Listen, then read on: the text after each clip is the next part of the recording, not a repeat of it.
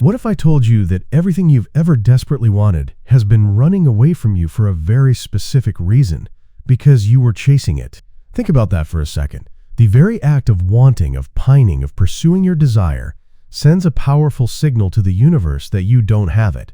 And the universe, in its infinite and sometimes literal wisdom, simply agrees with you. You end up in this exhausting cosmic game of tag, forever reaching for something that stays just beyond your fingertips. It's the great tragic comedy of the human condition. You feel the ache of separation from your goal, that frustrating gap between the you of right now and the you who has it all. You do the work, you visualize, you affirm, but that feeling of not yet lingers like a shadow. Well, it's time to stop running.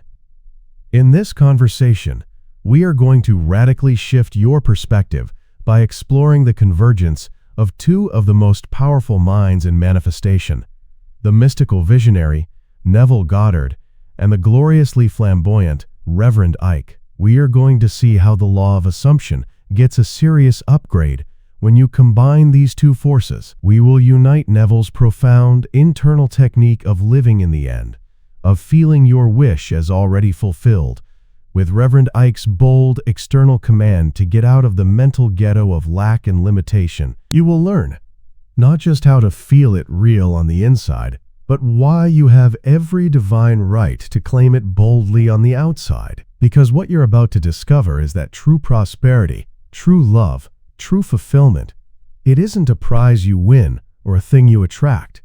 It's an identity you assume. It's a unified state of consciousness, where your inner world of feeling and your outer world of confident action become one and the same. You don't attract what you want. You simply become and therefore receive what you already are. So let's get down to the cause of this cosmic confusion. The problem isn't your desire, and it isn't your worthiness. The problem is how you are using the most powerful creative tool in the universe, your own wonderful human imagination. Neville Goddard saw this with crystal clarity. He understood that your consciousness is the only reality, and what you hold in your imagination is the blueprint for your life. Now, most of us treat our imagination like a haunted house on a budget. We wander through its halls, replaying our fears, our worries, and our past failures. We meticulously furnish the rooms of our mind with scenes of not having enough money, of being lonely, of chasing the thing that's just out of reach. We are, in effect, rehearsing the very reality we claim we don't want. It's like being the director of your own inner movie and insisting on filming the prequel, where the hero is still broke and struggling over and over again, and then being shocked when the feature film never gets made. This is where the magic of living in the end comes in. Neville taught that instead of filming the struggle, you must go directly to the final scene. You enter your imagination, and you feel what it would feel like if your desire were already a fact. But here's where the hilarious agreement with Reverend Ike comes into play. Ike would look at this whole situation and say, "Honey, you are living in a mental ghetto." He saw the same principle, that inner world of lack you're rehearsing. That's the ghetto. Living in the end is your act of moving out. Think of your current state of lack as a cheap, scratchy, ill-fitting suit. You've been wearing it for so long you've forgotten it's just a costume. Neville is the mystical tailor who quietly ushers you into the dressing room of your mind and says, "Just for a moment, try on this cashmere suit of accomplishment. Feel the fabric. Notice how it fits you perfectly." Ike is the flamboyant personality at the front of the store who, upon seeing you in it, shouts, "There you are. I've been waiting for you. Now walk out of here like you own the whole block." Both are telling you to change your clothes. One starts from the inside, the other confirms it on the outside. You must first assume the feeling, the identity of the person who already has it. If you're enjoying this little trip to the cosmic haberdashery, do me a favor and hit that like button, and be sure to subscribe so you don't miss our next fitting. Because once you understand that it's all just a costume, you realize you're not chasing anything. You are simply deciding what to wear today. All right, so you've been in that quiet, sacred dressing room of your mind, feeling the cashmere of your wish fulfilled. That's lovely. That's the seed. But you can't live in the dressing room forever, child. At some point, you have to open the door and walk out onto the main floor. And this is where the party really starts. This is where Reverend Ike would snatch the microphone and say, "Now what are you going to do? Tiptoe out of here like you just stole the shoelaces?" Because that's what most of you do. You have a powerful 5-minute meditation where you feel like a millionaire, and then you spend the next 23 hours and 55 minutes walking around like you're apologizing for the air you breathe. Stop it. Just stop. Your new self-image demands a new posture. When you have truly assumed the feeling of wealth, of love, of success on the inside, your job is to walk in the dignity of that assumption on the outside. You don't shuffle into a room hoping no one will notice you. You enter a room like you own the building and are just delighted to see who showed up to your party. You don't order a cup of coffee with a little, mousy, sorry to bother you voice. You order it with the calm assurance of someone who knows the universe is their personal concierge. It's a whole different frequency. Don't get it twisted. This is not arrogance. Arrogance is the cheap, noisy costume of the insecure. This is congruence. This is divine dignity. It's the quiet, unshakable swagger of someone who knows who they are. You stop having conversations about how broke you are. You stop gossiping with your friends about how you can't afford this and can't afford that. Why? Because that's ghetto talk. That's a poverty pep rally. You wouldn't keep telling everyone about a terrible stomach flu you had 5 years ago, so why do you insist on giving a moment-by-moment broadcast of your financial indigestion? What is one piece of poverty talk you're willing to drop, right now, forever? Tell me in the comments. Let's name it and shame it so we can be done with it.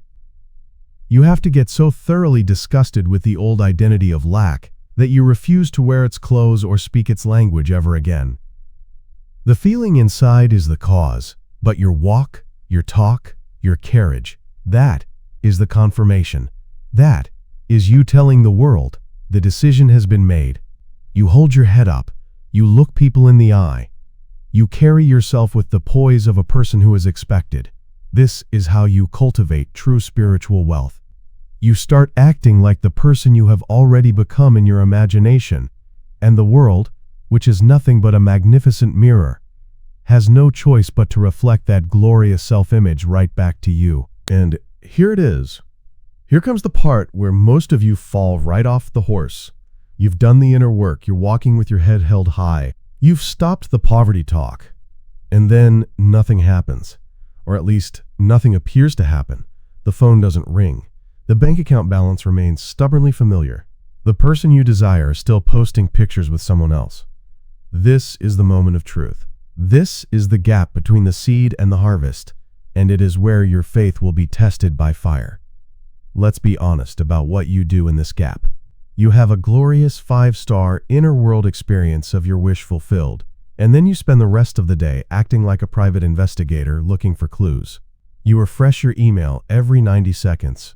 You check your banking app with the frantic energy of someone trying to defuse a bomb, as if staring at the number will somehow intimidate it into changing.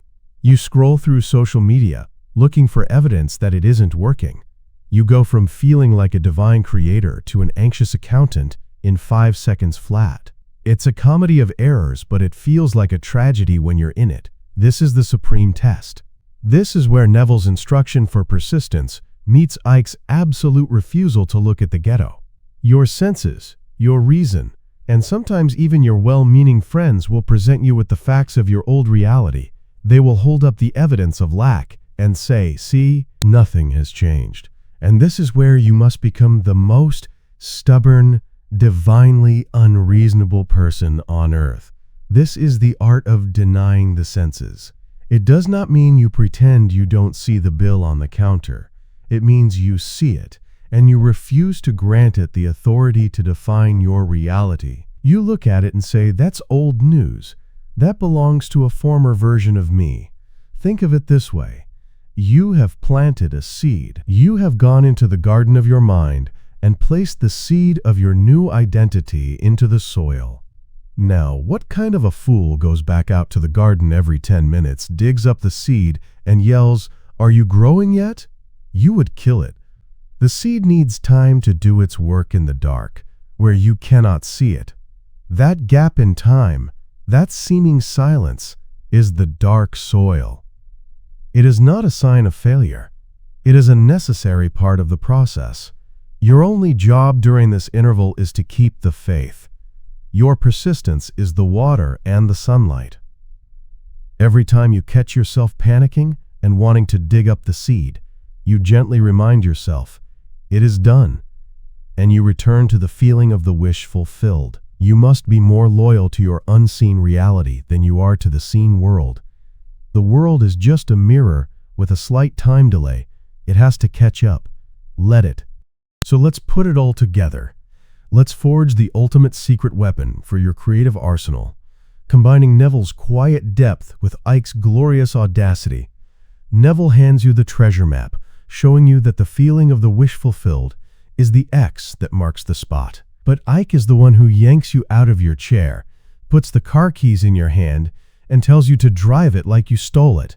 Except you didn't steal it, you own it. We're going to call this exercise the identity switch. It is your master key for collapsing time and becoming the person you wish to be right now. First, find a quiet place where you can be undisturbed for just a few minutes. Close your eyes. We're going to Neville's inner sanctum.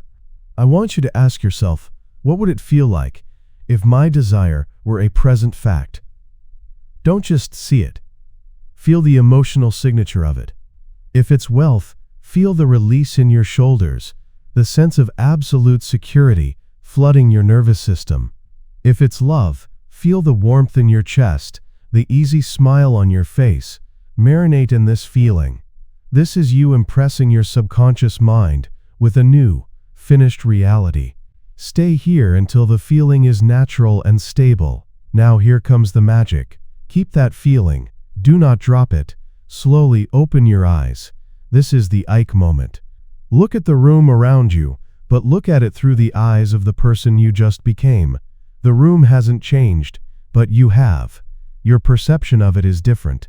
Now stand up, but don't stand up like the old you. Stand up with the posture of the person who has it all. Feel the shift in your center of gravity. Walk across the room with the quiet swagger of accomplishment.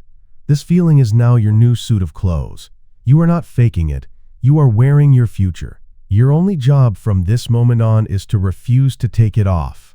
Anytime doubt creeps in, you're trying to put on the old, scratchy ghetto clothes. Don't do it.